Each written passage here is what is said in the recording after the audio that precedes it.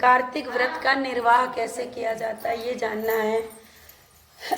नारायण नारायण नारायण लक्ष्मी नारायण नारायण नारायण जय हो नारायण नारायण नारायण श्रीमन नारायण नारायण नारायण बोल लक्ष्मी नारायण भगवान की जय। और 11वां अध्याय, आज 11वें अध्याय में कहते हैं कि एक समय, कल आप लोगों ने सुना कि किस तरह से जलंधर का जन्म होता है समुद्र के भीतर।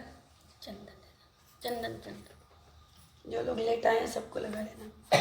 कहते हैं कि अब आगे की कथा में समुद्र का पुत्र जलंधर अपनी स्त्री वृंदा के सहित असुरों से सम्मानित सभा में बैठा था। तभी गुरु शुक्राचार्य जी वहां पर आए, जिनके तेज से सभी दिशाएं प्रकाशित हो रही थी। गुरु जी को आता देखकर असुरों सहित सागर पुत्र ने उठकर बड़े आदर से उन्हें प्रणाम किया। तेजस्वी गुरु जी ने सबको आशीर्वाद दिया और उनको एक दिव्य आसन पर बिठाकर सभी दैत्य यथा स्थान पर बैठ गए। सागर पुत्र ने नम्रता से प्रश्न किया, गुरु जी राहु का सिर किसने काटा था? क्योंकि राहु कौन था? उन्हीं का भाई बंधु था, राक्षस ही था। तो उसके मन में ये प्रश्न आया, किसके? जलंधर के, कि राहु का सिर किसने काटा था? तो शुक्राचार्य जी ने बताया कि विरोचन पुत्र हिरण्याकश्यपु और उसके धर्मात्मा पौत्र का परिचय देकर देवताओं और असुरों द्वारा समुद्र मंथन की कथा संक्षिप्त में गुरु जी ने बता दी और कहा कि समुद्र से जब अमृत निकला तो उस समय देव रूप बनकर राहु देवताओं के बीच में बैठ गया। कहते हैं पर इस पर इंद्र के पक्षपाती भगवान विष्णु ने राहु का सिर काट डाला। ये सुनते के साथ ही जलंधर के जो नेत्र थे वो लाल हो गए और उसे बड़ा क्रोध आया और फिर उसने धस्मर नाम के दूत को बुला करके गुरु को कहा, सभी वृत्तांत सुनाया और आज्ञा दी कि तुम शीघ्र ही इंद्रपुरी में जाकर इंद्र को मेरी शरण में लाओ। और उसके बाद जलंधर का वो निपुण दूत था धस्मर शीघ्र ही इंद्र की सुधर्मा नामक सुधा में जाकर पहुंचा और जलंधर के शब्दों को इंद्र से कहा कि हे देवता, तुमने समुद्र में जो समुद्र को क्यों मथा और मेरे पिता के सभी रत्नों को तुमने क्यों ले लिया? ऐसा कहकर तुमने अच्छा नहीं किया। यदि तू अपना भला चाहता है तो सभी रत्न वापिस मुझे दे दे, मेरी शरण में आ जा, अन्यथा ये सुरा धर्म, मैं सत्य कहता हूँ, तेरा राज्य जो है वो विध्वंस हो जाएगा। इंद्र को चेतावनी दिया। इंद्र ये सुनकर बेचारा डर गया, कहने लगा, पहले सागर ने मेरे भय से सभी पर्वतों को अपने कक्ष में क्यों स्थान दिया? बोला कि सागर ने सारा सामान अपने पास रखा ही क्यों? समुद्र ने। और मेरे शत्रु दैत्यों की रक्षा ही क्यों की? और इसी कारण से वो समुद्र में जाने से पहले हम देवताओं की ही वस्तुएं थी, इसीलिए समुद्र मंथन करवाया गया कि मंथन करके हमने अपनी चीजें खुद ही ले ली। मैं सत्य कहता हूँ, मेरा द्रोह सुखी नहीं रह सकता है। इंद्र की बात सुनकर दूत शीघ्र ही जलंधर के पास आया और सारी बातें सुना दी, जिसे सुनते ही वो दैत्य क्रोध के मारे अपने होठों को काटने लगा और देवताओं को जीतने का उपाय सोचने लगा। अच्छा, भाईचारा बड़ा गंदा होता है, इसीलिए कहते हैं कभी बैर भाव की बातें बच्चों को नहीं बतानी चाहिए, उससे दुश्मनी बढ़ती है। फिर तो सभी दिशाओं और पाताल के करोड़ों दैत्य एक साथ आ गए। शुंभ निशुंभ सेनापतियों को साथ लेकर जलंधर इंद्र से युद्ध करने के लिए आया और शीघ्र ही उसने इंद्र के नंदक वन में अपनी विशाल सेना को उतार दिया। वीरों की शंख ध्वनि और घोर गर्जना से इंद्रपुरी जो थी वो गूंज उठी। अमरावती को छोड़कर देवता उनसे युद्ध करने लगे।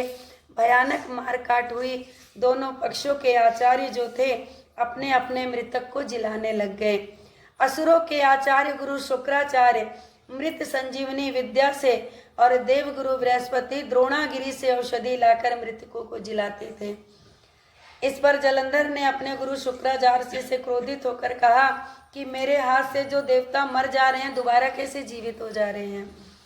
जिलाने वाली जितनी औषधियां हैं सब आपके पास हैं, तो फिर ये देवता कैसे जिला दे रहे हैं? ऐसा प्रश्न किया। इस पर शुक्राचार्य ने गुरुदेव श्री बृहस्पति जी के द्वारा द्रोणागिरी से औषधि लाकर देवताओं को जिलाने की बात कही।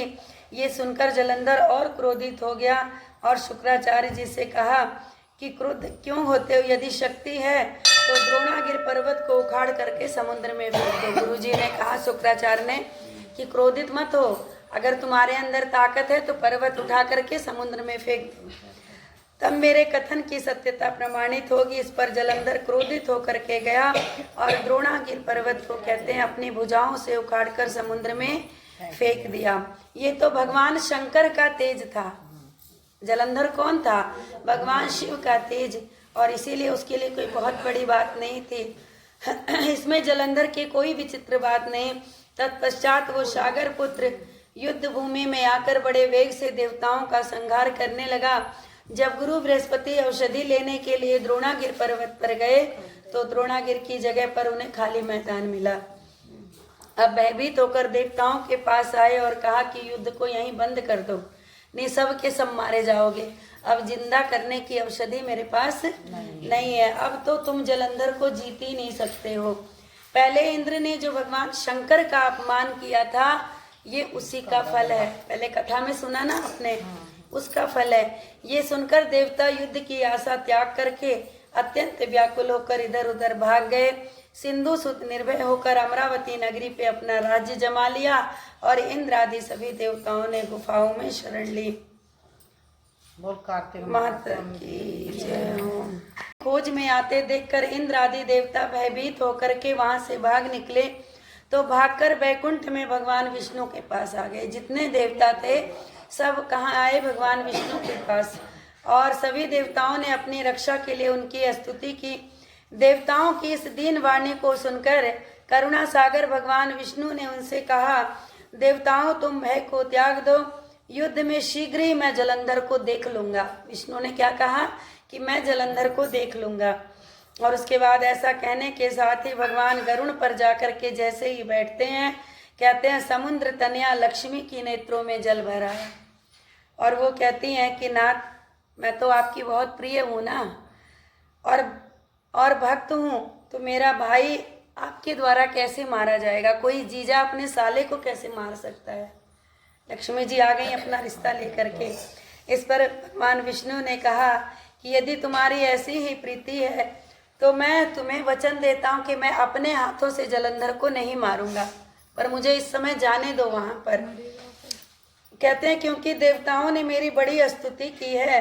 शंख चक्र गदा पद्मधारी भगवान विष्णु गरुड़ पर चढ़ते हैं और लक्ष्मी जी को आश्वस्त करते हैं। और उसके बाद कहते हैं शीघ्र ही उस युद्ध स्थल में आ गए जहां पर जलंधर विद्यमान था। विष्णु के तेज से कंपित देवता सिंहनाद करने लगे। फिर तो अरुण के अनुज गरुड़ के पंखों की प्रबल वायु से पीड़ित हो दैत्य इस प्रकार घूमने लगे जैसे आंधी से बादल आकाश में।